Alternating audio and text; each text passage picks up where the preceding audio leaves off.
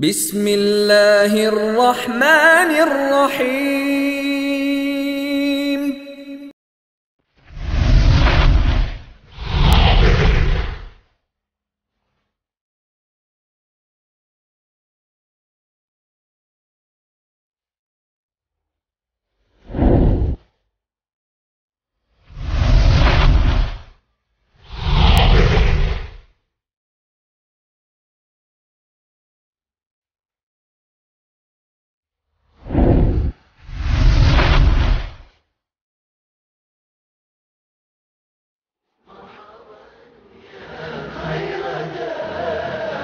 طلع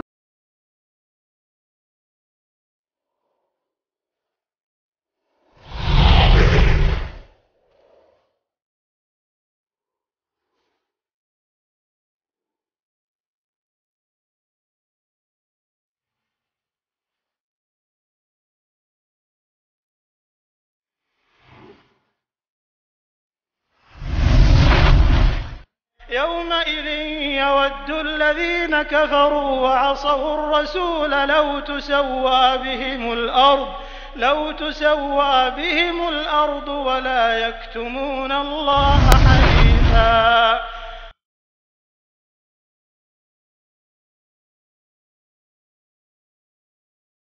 السلام عليكم ورحمة الله وبركاته. إن الحمد لله نحمده ونستعينه ونستغفره ونعوذ بالله من شرور أنفسنا ومن سيئات أعمالنا، من يهده الله فلا مضل له ومن يضلل فلا هادي له، وأشهد أن لا إله إلا الله وحده لا شريك له، وأشهد أن محمدا عبده ورسوله. يا أيها الذين آمنوا اتقوا الله حق تقاته ولا تموتن إلا وأنتم مسلمون. يا أيها الناس اتقوا ربكم الذي خلقكم من نفس واحدة وخلق منها زوجها وبث منهما رجالا كثيرا ونساء، واتقوا الله الذي تساءلون به والأرحام إن الله كان عليكم رقيبا. يا أيها الذين آمنوا اتقوا الله وقولوا قولا سديدا يصلح لكم أعمالكم ويغفر لكم ذنوبكم، ومن يطع الله ورسوله فقد فاز فوزا عظيما. أما بعد، فإن خير الحديث كتاب الله، وخير الهدي هدي محمد صلى الله عليه وسلم، وشر الأمور محدثاتها، وكل محدثة بدعة، وكل بدعة ضلالة، وكل ضلالة في النار. أعوذ بالله السميع العليم من الشيطان الرجيم، من همزه ونفخه ونفسه. ومن الناس من يقول آمنا بالله وباليوم الآخر وما هم بمؤمنين، يخادعون الله والذين آمنوا وما يخدعون إلا أنفسهم وما يشعرون. اللہ رب العزت کا بے انتہا شکر و احسان ہے کہ جس کی توفیق و مدد سے دروس سیرت کا ہمارا یہ سلسلہ کامیابی کے ساتھ آگے بڑھ رہا ہے. مدنی زندگی پر ہمارے محاضرات ہو رہے ہیں. نبی کریم صلی اللہ علیہ وسلم کی وہ زندگی جو مدینے میں گزری تھی، مدنی زندگی کے حالات ہم آپ کے سامنے مسلسل پچھلے کئی دروس سے بیان کر رہے ہیں. آج کی ہماری گفتگو انشاءاللہ تعالی عہد مدنی میں منافقین کا کیا رول رہا، منافقین کا کیا کردار رہا، مدنی زندگی میں منافق کیسے پیدا ہوئے، کیا کیا ان کی شرارتیں رہیں، اور شریعت نے ان کے تعلق سے کیا موقف اپنایا، اس حوالے سے انشاءاللہ تعالی آج کی ہماری گفتگو ہوگی. سب سے پہلی بات کہ نفاق یا منافق کسے کہتے ہیں؟ نفاق کی دو قسمیں ہیں، منافق کی دو قسمیں ہیں. ایک منافق اعتقادی جسے نفاق اعتقادی کہا جاتا ہے، اور یہ کسے کہتے ہیں؟ ایک ایسا شخص جو دل سے مسلمان نہیں ہوا ہے، دل میں کفر کو چھپائے ہوئے ہے، بس ظاہر میں کچھ دنیاوی فائدوں کے لیے خود کو مسلمان بتاتا ہے، مسلمانوں کے ساتھ رہتا ہے. اس کو حقیقت میں اصل میں منافق اسی کو کہتے ہیں. اسے منافق اعتقادی کہا جاتا ہے، اور یہی وہ منافق ہے جس کے سلسلے میں شریعت کہتی ہے کہ اس کا انجام کافروں سے بدتر ہوگا.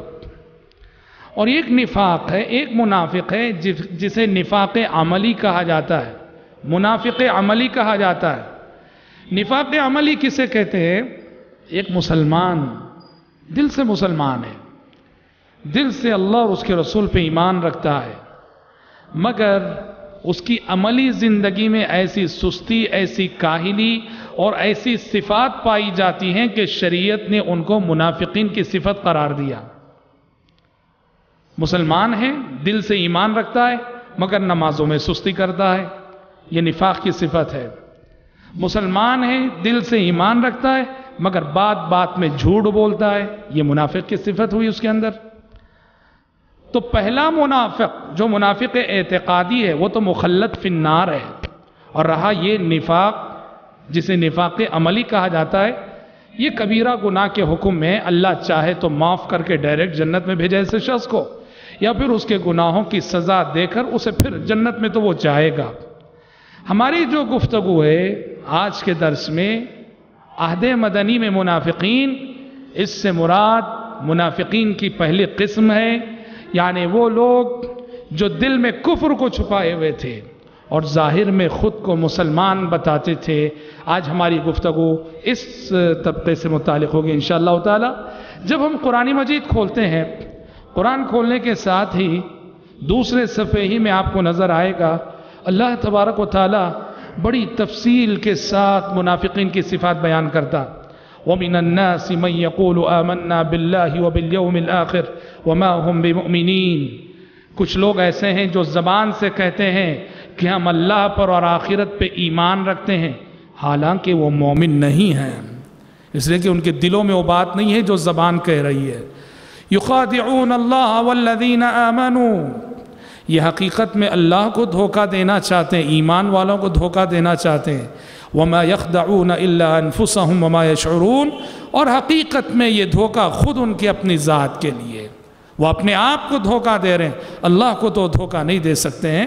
उसके बाद अल्लाह तबारक व तआला ने काफ़ी आयतों में इन मुनाफिकीन की सिफ़ात बयान की। हज़रात, मदीने की ज़िंदगी में मुनाफिकीन क्यों पैदा हुए, कैसे पैदा हुए? सबसे पहली बात हम आपको बता दें, मुनाफिक मक्के में नहीं पाए जाते थे। जब तक प्यारे नबी 13 साल मक्के में रहे, नबी बनने के बाद मदीने में मुनाफिक नहीं, मक्के में मुनाफिक नहीं थे। क्यों नहीं थे मक्के में मुनाफिक? इसलिए कि मक्के में मुसलमान कमज़ोर थे, इस्लाम कमज़ोर था। जिसको भी मुसलमानों से दुश्मनी थी वो खुल के सामने आता था, बरमला अपनी दुश्मनी का इजहार करता था। वहाँ दुश्मनी को छुपाने का कोई रीज़न नहीं था। निफाक वहाँ पाया जाता है, मुनाफिक वहाँ पैदा होते हैं जहाँ इस्लाम पावरफुल होता है, इस्लाम ताकत में होता है। मदीने में चूँकि मुसलमान, उनको एक इख्तिदार मिल गया, इख्तियार मिल गया, हुकूमत मिल गई, मुसलमान पावरफुल हो गए, ताकत वाले हो गए, तो ऐसे में जो लोग खुल्लम खुल्ला दुश्मनी का इजहार नहीं कर सकते थे, उन्होंने निफाक के पर्दों के पीछे अपने आप को छुपाए रखा। कुछ ऐसे लोग पैदा हो गए जो अपने आप को ज़बान से मुसलमान कहते थे, लेकिन दिल में कुफ्र छुपाए हुए थे। कभी उन्होंने मुसलमानों का भला नहीं चाहा, कभी उन्होंने मुसलमानों का खैर नहीं चाहा। कैसे शुरू हुआ निफाक? मुनाफिक पैदा कैसे हुए मदीने में? जैसे हमने पिछले किसी दर्स में बताया कि नबी करीम सल्लल्लाहु अलैहि वसल्लम की हिजरत मदीना से पहले, आपके मदीना आने से कबल, मदीने के जो 2 कबीले थे, औस और ख़ज़रज, औस और ख़ज़रज के दरमियान मुसलसल लड़ाइयाँ रहती थीं, जंगें जारी रहती थीं, और दोनों का काफ़ी नुकसान, औस का भी ख़ज़रज का भी काफ़ी जानी नुकसान हुआ। काफ़ी नुकसान जब हो गया, औस और ख़ज़रज के कुछ दानिश्वरों ने आपस में मिल बैठ कर ये तय किया कि आखिर कब तक लड़ते रहेंगे, कब तक एक दूसरे का खून पीते रहेंगे। चलो ऐसा करते हैं, हम दोनों मिलकर मुत्तफ़िक़ होकर अपने में से किसी बड़े रईस को सरदार बनाते हैं और उसकी कमांडिंग में, उसके मातहत रहकर अपने सारे झगड़ों को ख़त्म करते हैं। और उन सबों ने मिलकर अब्दुल्ला बिन उबई का सिलेक्शन किया था। कहा कि अब्दुल्ला बिन उबई ये हमारा लीडर होगा, ये हमारा जो है रहबर होगा, उसकी क़ियादत में और उसकी मातहती में हम सब इकट्ठा होकर अपने इख्तिलाफ़ात ख़त्म कर लेंगे। اور اس کے لیے باقاعدہ وہ ایک تاج بنا رہے تھے، تاج تیار کر رہے تھے، ہم اس کو تاج پہنائیں گے۔ ہوا یہ کہ انہی دنوں مدینے والوں کا تعلق مکے میں نبی کریم صلی اللہ علیہ وسلم سے ہو گیا، اسلام کی دعوت مدینہ پہنچ گئی، تو مدینے والوں کو عبداللہ بن ابی سے بہتر رہنما مل گئے نبی کریم صلی اللہ علیہ وسلم کی شکل میں، عبداللہ بن ابی سے بہتر لیڈر مل گئے نبی کریم صلی اللہ علیہ وسلم کی شکل میں۔ تو اس طرح عبداللہ بن ابی کو جو مقام ملنے والا تھا وہ مقام کسے مل گیا؟ محمد صلی اللہ علیہ وسلم کو مل گیا۔ مدینے والوں نے وہ معنوی تاج گویا نبی کریم صلی اللہ علیہ وسلم کو پہنا دیا، یہیں سے عبداللہ بن ابی نے نبی کریم صلی اللہ علیہ وسلم اور آپ کے لائے ہوئے مذہب دین اسلام کے تعلق سے اپنے دل میں نفرت چھپا رکھی، لیکن چونکہ پورا مدینہ مسلمان ہو گیا تھا، ظاہر نہیں کر سکتا تھا، تو چھپائے رکھا اور خود کو کچھ ذاتی مفادات کے لیے مسلمان بتاتا تھا۔ اور اس نے کوشش کی کہ مدینے کے سماج میں، مدینے کے معاشرے میں اس کی ہاں میں ہاں ملانے والے اس جیسے منافقین پیدا ہو جائیں۔ چنانچہ مدینے کی زندگی میں عبداللہ بن ابی بن سلول کی کمانڈنگ اور اس کی ماتحتی میں باقاعدہ منافقین کا ایک گروہ تیار ہو گیا۔ اور حضرات، یہ منافق امت مسلمہ کے لیے، اسلام کے لیے، مسلمانوں کے لیے ان سے زیادہ نقصان دہ اور کوئی نہیں ہو سکتا۔ نفاق سے بڑھ کر اس امت کو کسی اور نے نقصان نہیں پہنچایا، منافقین سے بڑھ کر اس امت کو کسی اور نے نقصان نہیں پہنچایا۔ یہ منافقین یہ آستین کے سانپ ہوتے ہیں، کب ڈس لیں گے، کہاں ڈس لیں گے کچھ خبر نہیں۔ یہ چھپے ہوئے دشمن ہوتے ہیں، یہ پیٹھ پیچھے سے وار کرتے ہیں۔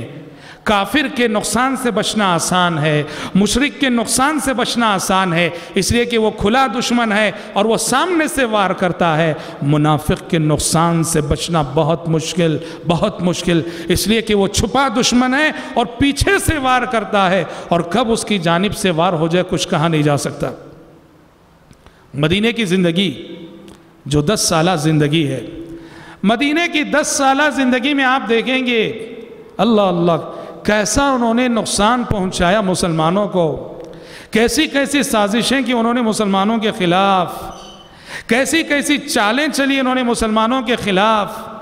تھے تو مسلمانوں کے ساتھ، مسلمانوں کے ساتھ رہتے تھے، مسلمانوں کے ساتھ بیٹھتے تھے، خود کو مسلمان بتاتے تھے، مسجد نبوی میں حاضری دیتے تھے، مشوروں میں حاضر ہوتے تھے، لیکن مسلمانوں کے حق میں سب سے زیادہ نقصان دہ تھے۔ کیا کردار تھا ان منافقین کا مدینے میں؟ منافقین کے کردار کی چند نمایاں خصوصیت تھی۔ سب سے پہلی صفت منافقین کی مفاد پرستی۔ منافق خود غرض ہوتا ہے، منافق مفاد پرست ہوتا ہے، اسے بہر صورت پیسہ چاہیے، اسے بہر صورت دولت چاہیے، اسے بہر صورت اپنی ذات کا فائدہ چاہیے، ضمیر بیچ کر صحیح، ایمان بیچ کر صحیح، سچائی کا سودا کر کے صحیح، دھوکہ دے کر صحیح، اسے بہر صورت دنیاوی مفاد چاہیے۔ منافق مفاد پرست ہوتا تھا۔ اسی لیے آپ دیکھیں گے پیارے نبی نے فرمایا کہ منافقین کے لیے بہت مشکل ہیں یہ 2 نمازیں، نماز فجر اور نماز عشاء، لیکن کہا اگر انہیں معلوم ہو جائے کہ مسجد میں فجر کی نماز میں اور عشاء کی نماز میں ہڈیاں تقسیم ہو رہی ہیں تو یہ منافق چلنے کی طاقت نہ ہو تو ان ہڈیوں کو حاصل کرنے کے لیے رینگتے ہوئے آئیں گے۔ ہاں، ہڈی سمجھ رہے ہیں؟ ہڈی کون کھاتا ہے؟ کتا کھاتا ہے۔ شریعت نے ہڈی کہہ کر ان کو کتوں سے تشبیہ دی ہے۔ جی ہاں، مفاد پرست ہوتے ہیں، دنیاوی فائدہ، ایمان گوا کر صحیح، عقیدہ لٹا کر صحیح، دنیاوی فائدہ انہیں عزیز ہوتا ہے۔ یہ یاد رکھنا منافقانہ کردار ہوتا ہے۔ جہاں ہم دنیا کے فائدے کے لیے اپنے عقیدے کو بیچیں، جہاں ہم دنیا کے فائدے کے لیے اپنے ایمان کو بیچیں، جہاں ہم دنیا کے فائدے کے لیے دین کے سلسلے میں کمپرومائز کریں، یہ منافقانہ کردار کی سب سے بڑی پہچان ہے۔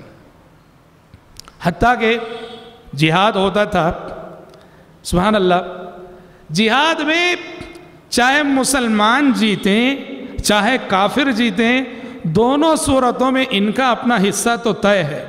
قرآن کہتا ہے الذین یتربصون بکم فإن کان لکم فتح من اللہ قالوا ألم نکن معکم وإن کان للکافرین نصیب قالوا ألم نستحوذ علیکم ونمنعکم من المؤمنین۔ جنگ ہوئی اور جہاد میں مسلمان جیت گئے، کافر ہار گئے، اور مال غنیمت مسلمانوں کو ملا۔ مال غنیمت کی تقسیم کے وقت سب سے آگے آگے یہ رہیں گے، لڑائی میں سب سے پیچھے پیچھے تھے، سب سے پیچھے تھے جہاد میں، اور مال غنیمت جب بٹ رہا ہے پہلی صف میں انہیں کھڑے ہوئے دیکھو گے اور کیا بول رہے ہوں گے؟ الم نکن معکم، ہم تو تمہارے ساتھ تھے، تمہاری صفوں میں، ہم بھی مسلمان ہیں، ہمیں دو ہمیں دو۔ اچھا، اگر جنگ کا نتیجہ یہ نکلے مسلمان ہار گئے، کافر جیت گئے، مسلمانوں کا مال کافر مال غنیمت کے طور پہ لے گئے، تب بھی ان کا حصہ طے ہے۔ کافروں کے پاس جاتے ہیں اور کہتے ہیں الم نستحوذ علیکم ونمنعکم من المؤمنین، کیا ہم مسلمانوں کے اندر رہ کر مسلمانوں کا انفارمیشن دے رہے تھے کہ نہیں، تم کو جاسوسی کر رہے تھے کہ نہیں، ان کی خبریں تمہیں پہنچا رہے تھے کہ نہیں، اندر سے تمہارے ساتھ ہیں کہ نہیں، ہمارا حصہ دو۔ جنگ کا نتیجہ چاہے کچھ بھی ہو، مسلمان جیتیں کافر جیتیں، ان کا حصہ تو طے ہے۔ پتہ چلا نفاق کی ایک پہچان، منافق کی پہلی صفت یہ ہے کہ منافق مادہ پرست ہوتا ہے، مادہ پرست ہوتا ہے، لالچی ہوتا ہے، حریص ہوتا ہے، ہوس پرست ہوتا ہے، حرص و ہوس کی حکمرانی ہوتی ہے اس کے دل پر۔ اور حضرات، منافق کی ایک صفت یہ، نفاق کی ایک شناخت اور نفاق کی ایک پہچان یہ بھی ہے کہ اجتماعی، جیسا کہ ہم نے کہا، رہتے تو مسلمانوں کے ساتھ تھے، لیکن جب کبھی پیارے نبی صلی اللہ علیہ وسلم کسی اجتماعی بیٹھک میں ہوتے، اجتماعی مشورے میں ہوتے، شریعت کے آداب میں سے ایک ادب ہے کہ جب امیر کے ساتھ اجتماعی مشورہ ہو رہا ہے اور تم سب بیٹھے ہوئے ہو، بغیر پرمیشن کے باہر نہیں نکلنا، بغیر اجازت کے باہر نہیں نکلنا۔ قرآن نے کہا انما المؤمنون الذین اذا ذکر اللہ وجلت قلوب انما المؤمنون الذین آمنوا باللہ ورسولہ واذا كانوا معه على امر جامع لم يذهبوا حتى يستأذنوا، کہ مومن جب پیارے نبی کے ساتھ کسی اجتماعی معاملے میں ہوتے ہیں، اجتماعی مشورے میں ہوتے ہیں، پرمیشن کے بغیر نہیں جاتے، اجازت کے بغیر نہیں جاتے۔ لیکن یہ منافق کیا کرتے تھے؟ پیارے نبی کے ساتھ اجتماعی مشورے میں بیٹھے رہتے، آہستہ سے نظریں بچا کر کھسک کے نکل جاتے تھے، اجتماعی مشوروں سے غائب ہو جاتے تھے۔ اللہ تعالیٰ کو سورہ نور میں کہنا پڑا قد یعلم اللہ الذین یتسللون منکم لواذا، کہ تم میں سے جو لوگ نظریں بچا کر آہستہ سے جو مشوروں سے میٹنگ سے نکل جاتے ہیں، اللہ ان کو خوب جانتا ہے اور اللہ ان کو خوب دیکھ رہا ہے۔ تو نفاق کی ایک صفت یہ بھی، اجتماعی مشوروں میں اجتماعیت کا لحاظ کیے بغیر، امیر کی اجازت کیے کے بغیر، نبی کریم صلی اللہ علیہ وسلم کی پرمیشن کے بغیر وہ جو نکل جایا کرتے۔ اور حضرات، عین موقعوں پر، عین لڑائی کے موقع پر، جب مسلمان اپنے دشمن کا سامنا کر رہے ہوتے، مسلمانوں کے حوصلے پست کرتے تھے یہ لوگ، مسلمانوں کی ہمت پست کرتے تھے یہ لوگ۔ ہم نے بیان کیا غزوہ احد کے واقعات میں، غزوہ احد میں کافر 3000 کی تعداد میں آئے تھے، مسلمان 1000 کی تعداد میں نکلے۔ آدھے راستے سے منافقوں کا سردار عبداللہ بن ابی بن سلول اپنے 300 ساتھیوں کو لے کر لوٹ گیا۔ یہ کتنی بڑی بات ہے، پہلے سے 3000 کے مقابلے میں 1000 ہیں مسلمان، اور اس 1000 میں بھی 300 ساتھیوں کو لے کر لوٹ گیا، اور جس کی وجہ سے، ظاہر بات ہے جنگ کا موقع ایسا ہوتا ہے میرے بھائی، ایک سپاہی اگر پیٹ پھیر کر بھاگے نا، ایک سپاہی میدان چھوڑ کر بھاگے، اس کی وجہ سے سب کے حوصلے پست ہوتے ہیں۔ اسی لیے شریعت نے کہا میدان جنگ چھوڑ کے بھاگنا بہت بڑا گناہ ہے، کبیرہ گناہ ہے، اس لیے کہ ایک بھاگنے والے کا نقصان پوری فوج پہ پڑتا، اور یہاں یہ سفر سے آدھے راستے سے اپنے 300 ساتھیوں کو لے کے لوٹ گئے۔ اور غزوہ خندق میں آپ دیکھیں گے، غزوہ خندق کے موقع پر آپ دیکھیں گے، اللہ اکبر، خود تو میدان جنگ چھوڑ کے بھاگ رہے تھے، اور نبی کریم صلی اللہ علیہ وسلم کے پاس آ کے اجازت چاہ رہے تھے، ہمارے گھر خطرے میں ہیں، ہمیں اجازت دیجئے۔ اور دوسرے صحابہ جو ثابت قدمی سے جمے ہوئے تھے، ان کے حوصلے پست کر رہے تھے۔ تو منافق اس حیثیت سے بہت نقصان دہ ثابت ہوتا ہے مسلم سماج اور مسلم سوسائٹی کے لیے۔ اور حضرات ایک اور ان کا کردار جس کی طرف ہم نے کل کے درس میں اشارہ کیا تھا، وہ کردار تھا مسجد ضرار جو انہوں نے بنائی۔ مسجد ضرار مسلمانوں میں انتشار پیدا کرنے کے لیے، مسلمانوں کی صفوں میں پھوٹ ڈالنے کے لیے، مسجد نبوی میں جو اتحاد تھا اس میں پھوٹ ڈالنے کے لیے، اور اللہ کے دشمنوں کے لیے ایک مرکز فراہم کرنے کے لیے انہوں نے ایک باقاعدہ ایک مسجد بنائی۔ پیارے نبی سے ریکویسٹ کی، درخواست کی کہ تشریف لائیے اور ہماری بنائی ہوئی مسجد میں نماز پڑھیے، اس لیے کہ موسم میں ہر طرح کے موسم میں مسجد نبوی آنا بہت مشکل ہوتا ہے۔ آسمان سے وحی آ گئی، لا تقم فیہ ابدا، لا تقم فیہ ابدا، اے پیغمبر ہرگز ہرگز ان کی بنائی ہوئی مسجد میں نماز نہ پڑھیے۔ لمسجد اسس علی التقوی من اول یوم احق ان تقوم فیہ، وہ مسجد قباء، وہ مسجد نبوی جس کی بنیاد روز اول سے تقوی پر رکھی گئی ہے، آپ کی عبادتیں یہاں ہونی چاہیے، یہ مسجدیں زیادہ آپ کی عبادتوں کا حق رکھتی ہیں۔ حضرات منافقین کی سب سے بڑی شرارتیں جو ہوئیں وہ عہد نبوت میں ایک جنگ ہوئی، غزوہ بنی المصطلق۔ غزوہ بنی المصطلق میں دو بڑی شرارتیں منافقین نے کی، بہت بڑی شرارتیں۔ پہلی شرارت تو انہوں نے یہ کی، پیارے نبی صلی اللہ علیہ وسلم غزوہ بنی المصطلق سے فارغ ہو کر، جنگ سے فارغ ہو کر لوٹ رہے تھے آپ۔ راستے میں کیا ہوا، پنگھٹ پر ایک جگہ پڑاؤ کیے ہوئے تھے، پنگھٹ پر جہاں پانی لیا جاتا ہے، ایک انصاری اور ایک مہاجر صحابی کے درمیان ذرا جھگڑا ہو گیا۔ بشر ہے، انسان ہے، مرضیات کا ٹکراؤ ہو جاتا ہے، دونوں سچے مسلمان ہیں، ایک انصاری اور ایک صحابی کے درمیان جھگڑا ہو گیا، اور دیکھتے ہی دیکھتے کیا ہوا، انصاری صحابی نے انصار کو پکارا، یا للانصار کہا، اور مہاجر صحابی نے مہاجرین کو پکارا، یا للمہاجرین کہا۔ مہاجر صحابہ آ کر مہاجر کے ساتھ ہو گئے، انصاری صحابہ کر انصاری کے ساتھ ہو گئے، اور قریب تھا کہ تلواریں نیام سے باہر آتی۔ پیارے نبی کو پتہ چلا، پیارے نبی فوراً دوڑے آئے، آپ نے فوراً تدارک کیا، کہا دعوہا فإنہا منتنہ، کہا کہ یہ نعرے بدبودار نعرے ہیں، چھوڑ دو ان نعروں کو۔ ہاں، انصار اور مہاجرین کے القاب بڑے مقدس لقب ہیں، ان القاب کے ساتھ قرآن مجید میں جنت کی بشارتیں سنائی گئی ہیں، لیکن جب یہی القاب عصبیتوں کے ترجمان بن گئے، ان القاب کے پیچھے جاہلی عصبیتیں آ گئیں، تو پیارے نبی نے ان نعروں کو بدبودار نعرہ قرار دیا۔ خیر یہ واقعہ ہوا، مسئلہ ختم ہو گیا۔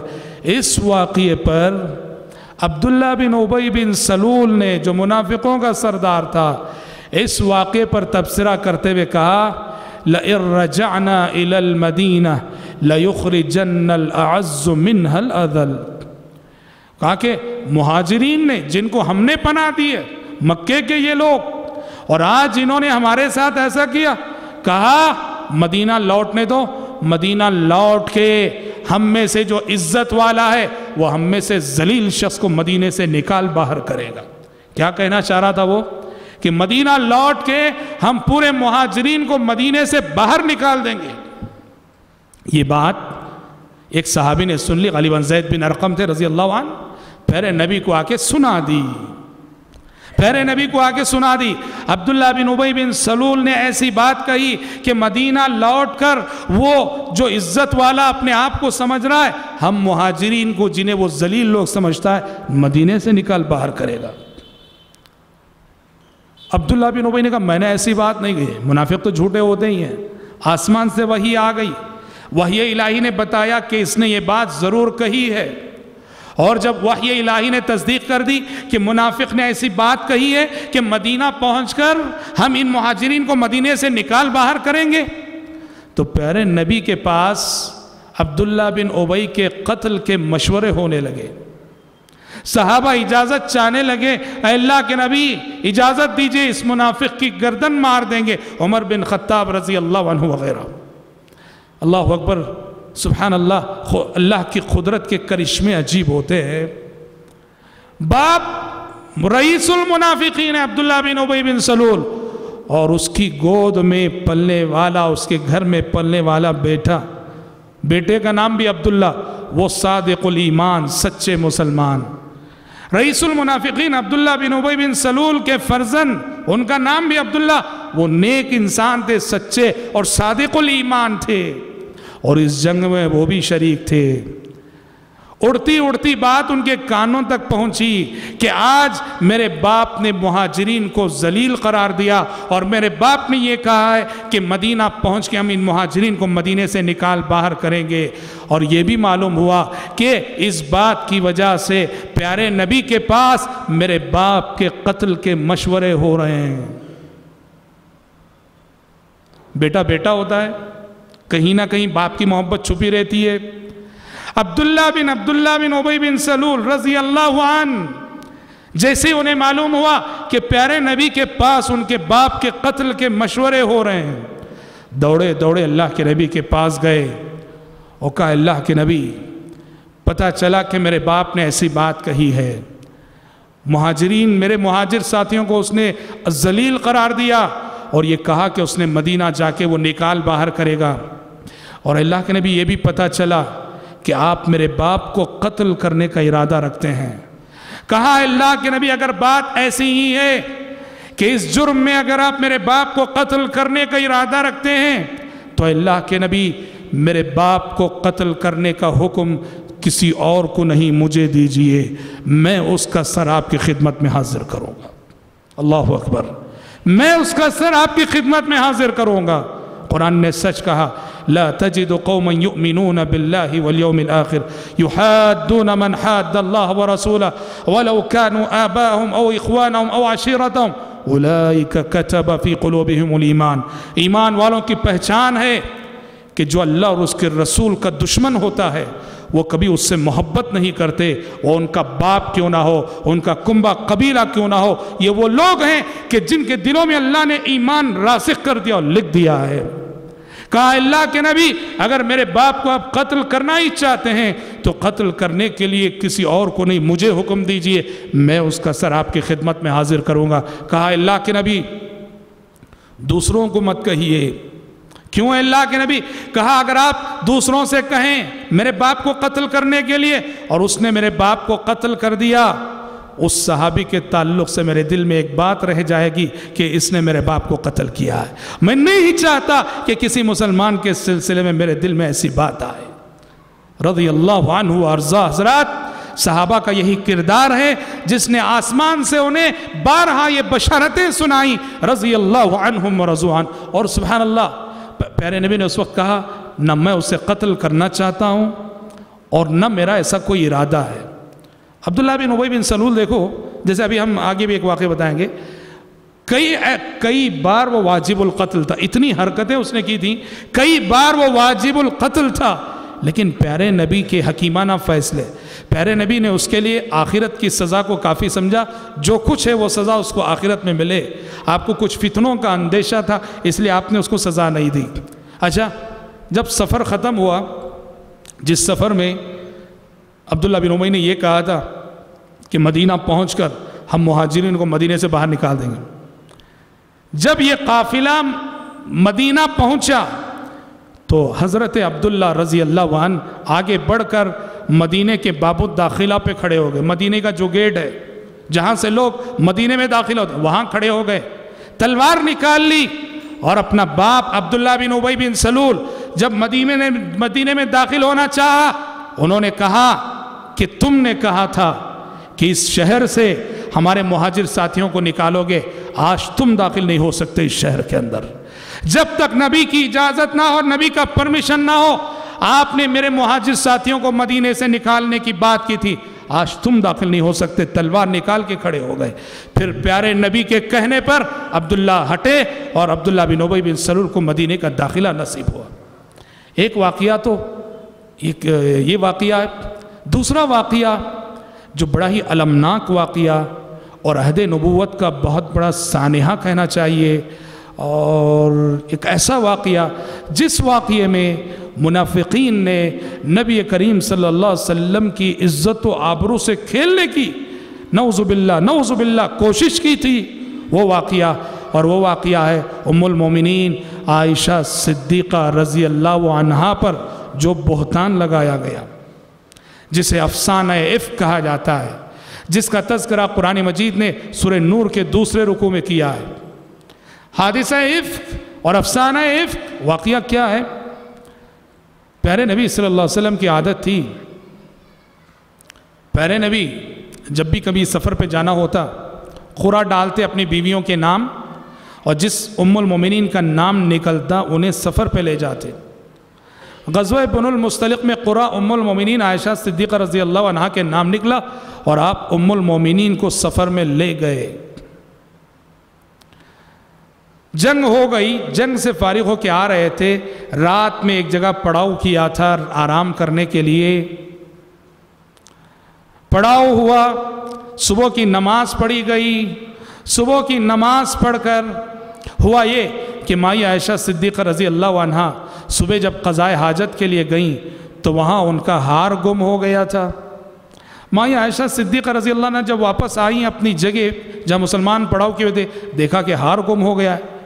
ہار تلاش کرنے کے لیے نکلی، ادھر ہار تلاش کرنے کے لیے مائی عائشہ نکلی اور ادھر پیارے نبی نے حکم دے دیا کوچ کرنے کا کہ سب نکل جاؤ۔ سب نکل گئے، قافلہ نکل گیا۔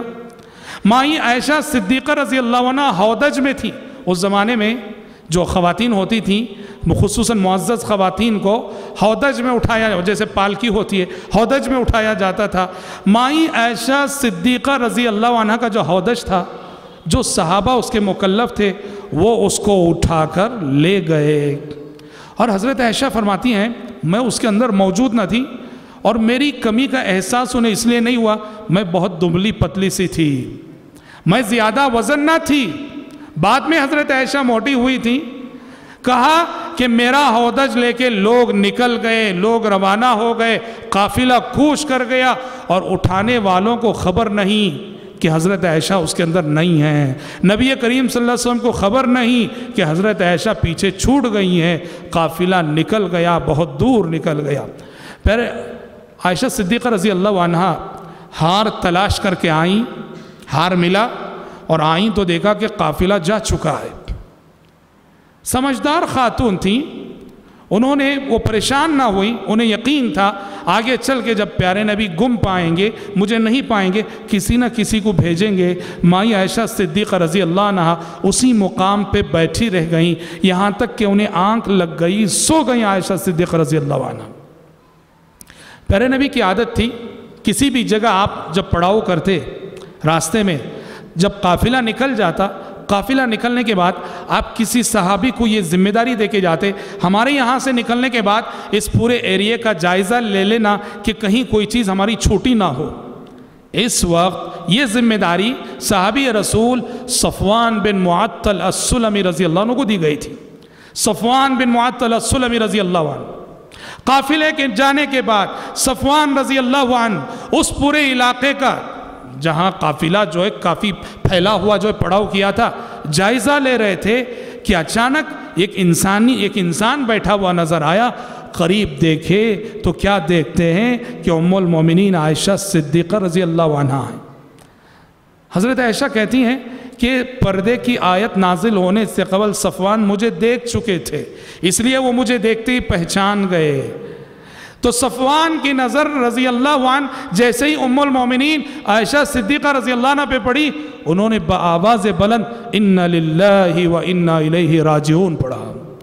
حضرت عائشہ کہتی ہیں جیسے ہی صفوان نے اِنَّ لِلَّهِ پڑھا، میری آنکھ کھل گئی اور میں کیا دیکھتی ہوں کہ صفوان کھڑے، کہتے ہیں اللہ کی قسم نہ میں نے کوئی گفتگو کی ان سے، نہ انہوں نے کوئی گفتگو کی مجھ سے، بس انہوں نے سواری کو بیٹھا کہ صرف اشارہ کیا کہ بیٹھ جائیے، میں بیٹھ گئی اور وہ سواری کو دوڑاتے ہوئے لے کر آئے، قافلے میں شامل ہو گئے۔ بات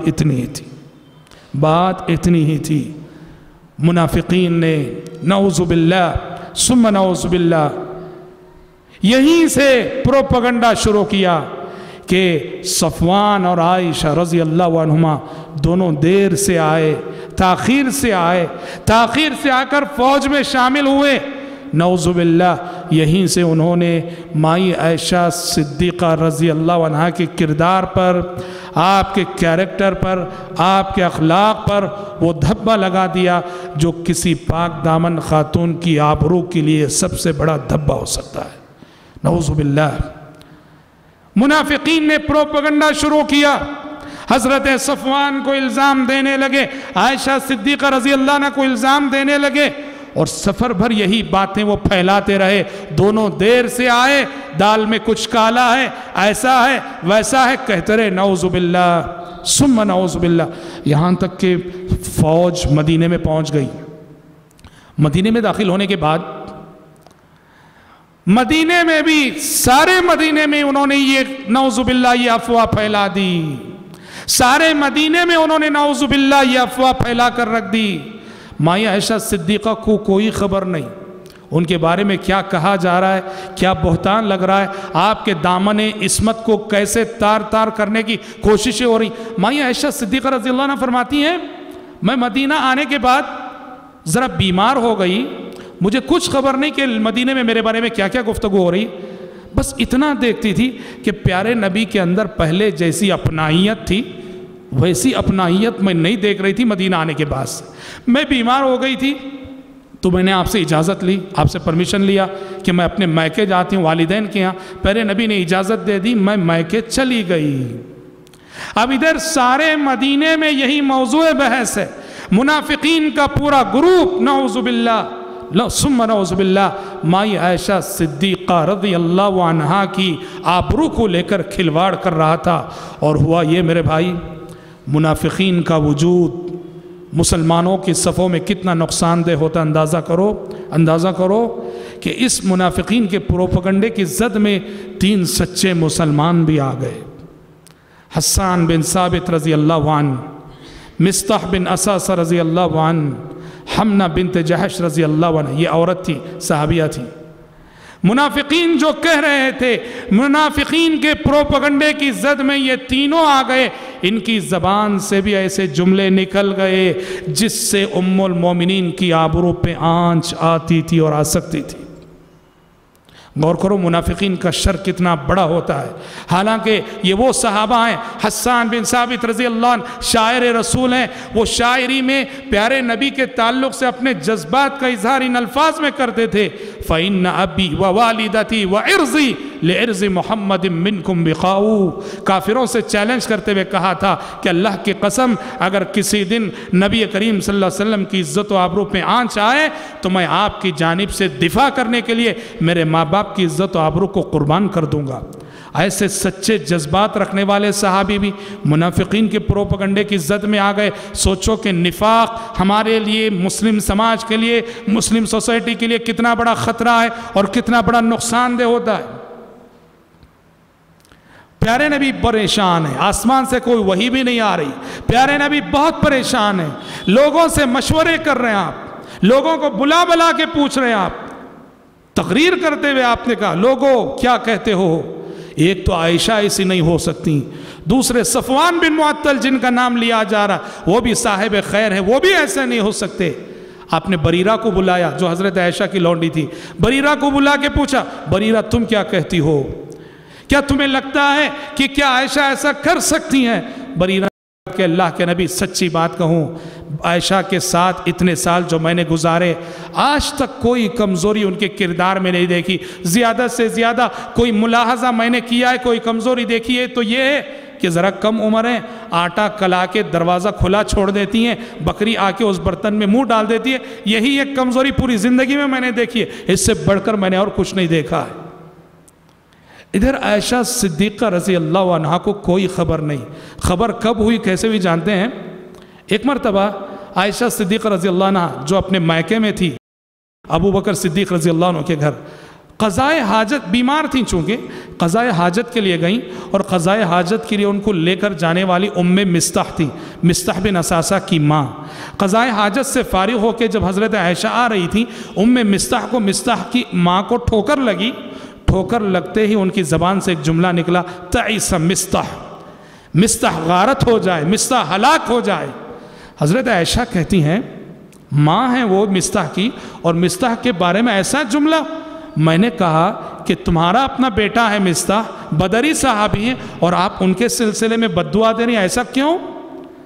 تب ام مصطح نے حضرت عائشہ کو بتایا، بیٹی کیا نہیں معلوم تمہیں کہ مصطح نے منافقین کے ساتھ مل کر تمہارے سلسلے میں کیا پروپیگنڈا کر رکھا ہے؟ میں نے کہا کیا کر رکھا ہے؟ تمہارے سلسلے میں جب سے تم صفوان بن معطل کے ساتھ دیر سے آئیں، منافقین نے پروپیگنڈا شروع کر رکھا ہے، پورے مدینے میں یہی بات ہو رہی۔ حضرت عائشہ کہتی ہیں کہ یہ پہلا موقع تھا جب میرے کانوں سے یہ بہتان کی بات ٹکرائی۔ فرماتی ہیں میرے قدموں تلے سے زمین کھسک گئی۔ دنیا والوں نے کس کو چھوڑا ہے؟ دنیا والوں کی زبان سے کون بچ سکتا ہے بتاؤ؟ عائشہ صدیقہ جیسی طاہرہ پاک باز خاتون دنیا والوں کی زبانوں سے بچ نہ سکی۔ مریم جیسی پاک باز خاتون دنیا والوں کی زبانوں سے بچ نہ سکی۔ انسانوں کی ان زبانوں سے کون بچ سکتا ہے؟ حضرت عائشہ کہتی ہیں کہ جب سے مجھے معلوم ہوا بس میرا ایک ہی مشغلہ تھا، رونا رونا رونا رونا۔ دن بھر میرا رونے میں گزرتا، رات بھر میری رونے میں گزرتی۔ فرماتی ہیں انصاری خاتون آتی تھیں ہمدردی کے جذبے کو لے کر، میرے ساتھ بیٹھتی تھیں، وہ بھی تھوڑی دیر میرے ساتھ روتی تھیں، آنسو بہاتی تھیں اور اٹھ کے چلی جاتی تھیں۔ پیارے نبی گئے حضرت عائشہ کے پاس، جا کے کہا عائشہ دیکھو سچ کہو، سچ کہو، اگر تم سے غلطی ہوئی ہے تو توبہ کرو، اللہ معاف کرنے والا ہے۔ عائشہ صدیقہ رضی اللہ عنہ نے کہا کہ اگر میں سچ کہوں اور یہ کہوں کہ ہم نے کچھ نہیں کیا تو آپ نہیں مانیں گے، اور اگر میں جھوٹ کہوں اور کہوں کہ ہاں غلطی ہو گئی تو پہلے مان لو گے آپ لوگ؟ کہا کہ میرے لیے اس کے سوا کوئی چارہ نہیں کہ ابو یوسف کی طرح سے صبر کروں، یوسف علیہ السلام کے باپ کی طرح سے صبر کروں۔ حضرت عائشہ کہتی ہیں میں غم سے اتنی نڈھال تھی کہ یعقوب علیہ السلام کا نام بھی مجھے یاد نہیں آ رہا تھا، اس لیے ابو یوسف کہا۔ یوسف علیہ السلام کے باپ کی طرح میں صبر کروں گی۔ بیٹا کھو جانے کے بعد انہوں نے کہا تھا فصبر جمیل۔ اللہ اکبر۔ حضرات پورا 1 مہینہ گزرا، 1 مہینہ پیارے نبی پریشان رہے، اور 1 مہینے کے بعد اللہ اکبر آسمان سے وحی آ گئی، وہ آیتیں نازل ہو گئیں جس میں ام المومنین عائشہ صدیقہ رضی اللہ عنہا کی برات کا اعلان اور ام المومنین کی پاک دامنی کی شہادت دینے والی اور قیامت تک پڑھی جانے والی آیتیں نازل ہو گئیں۔ سورہ نور کا دوسرا پورا رکوع اسی سلسلے میں، ان الذین جاءوا بالافک عصبۃ منکم لا تحسبوه شرا لکم بل هو خیر لکم لکل امرئ منهم ما اکتسب من الاثم والذی تولی کبرہ منہم لہو عذاب عظیم۔ ساری آیتیں، اور ان آیتوں میں عربی زبان کے اسلوب کے اعتبار سے اگر آپ دیکھیں مفسرین لکھتے ہیں اللہ اکبر کہ پورے قرآن کے اندر سورہ فاتحہ سے ناس تک میں اللہ تعالیٰ کا غصہ جیسے ان آیتوں میں نظر آتا ہے، پورے قرآن میں کہیں اللہ کا غصہ ایسا نظر نہیں آتا۔ اللہ اکبر۔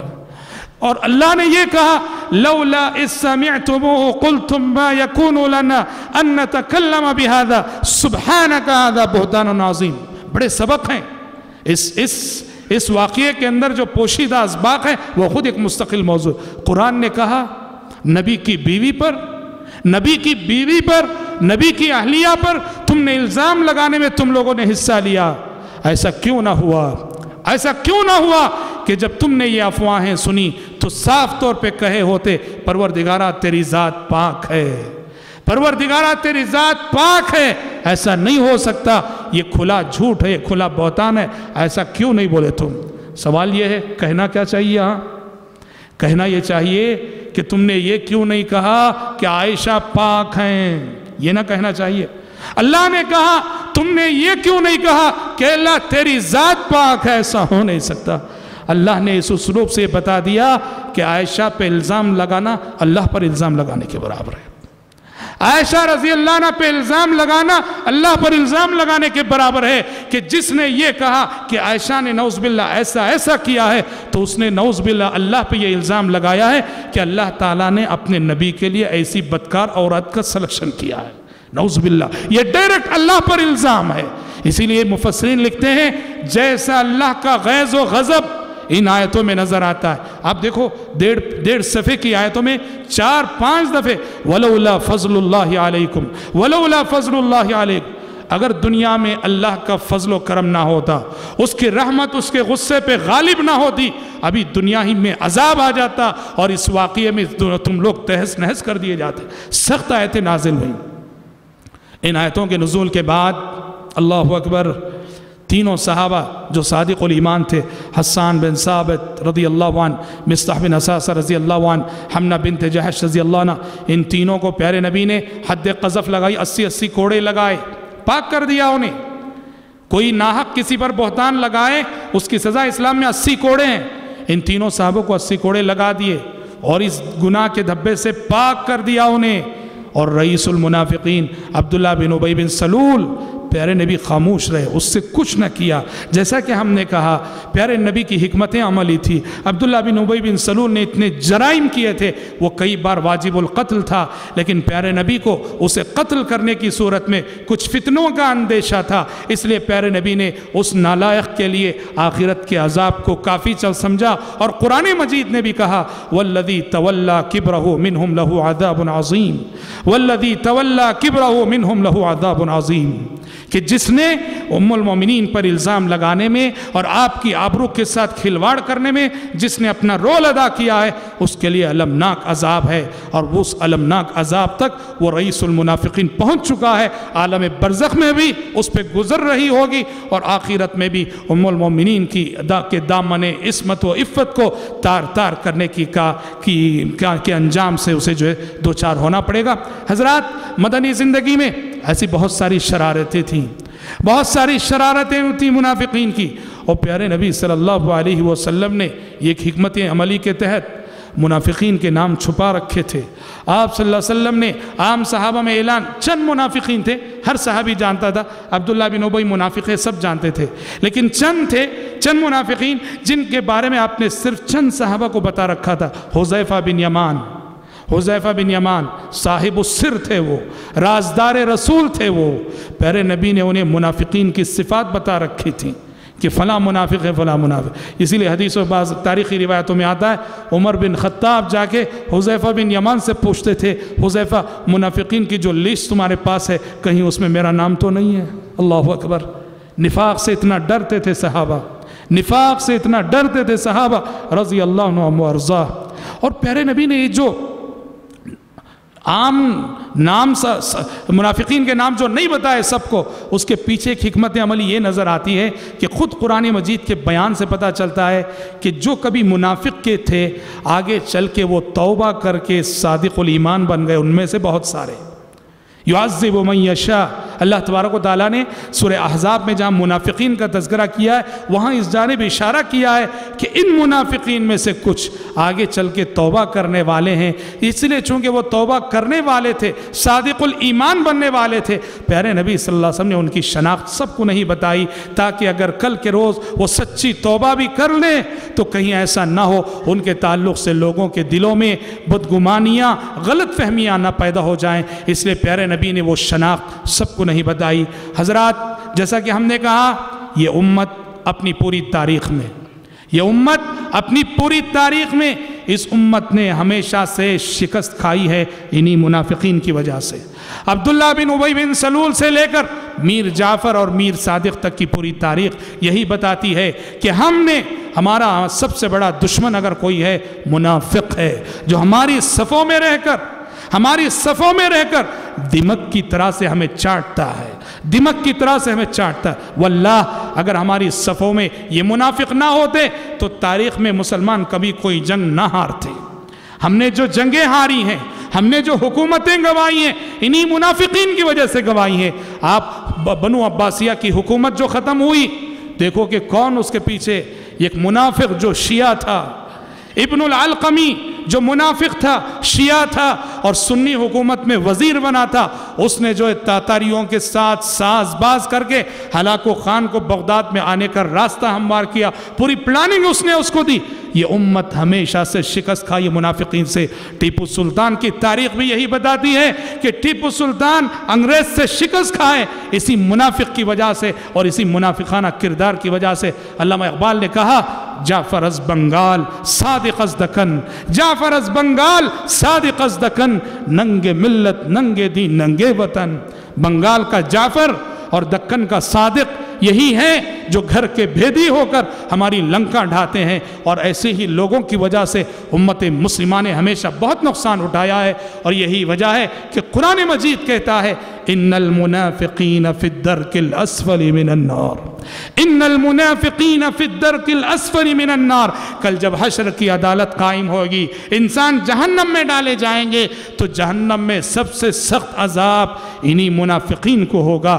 ابو جہل سے بدتر عذاب، ابو لہب سے بدتر عذاب، نضر بن حارث سے بدتر عذاب عبداللہ بن ابی بن سلول اور اس کے کارندوں کو ہوگا اور اس کے ساتھیوں کو ہوگا، اور تاریخ میں جو بھی اس طرح کا منافقانہ کردار رکھتے ہیں سب سے سخت عذاب انہیں ہوگا۔ رب العالمین سے دعا ہے کہ رب العالمین ہم سب کو، آپ سب کو اور امت مسلمہ کو ایسے منافقوں کی شرارتوں سے، ایسے منافقوں کے خطرات سے رب العالمین بچائے، حفاظت فرمائے۔ انشاءاللہ تعالی آنے والے 4 دنوں میں ہماری گفتگو اور بقیہ 4 اہم موضوعات پر ہوگی انشاءاللہ تعالی۔ دعا ہے کہ رب العالمین ہم سب کو، آپ سب کو اپنی عملی زندگی کو سیرت رسول کے سانچے میں ڈھالنے کی توفیق عطا فرمائے۔ آمین وآخر دعوانا ان الحمدللہ رب العالمین۔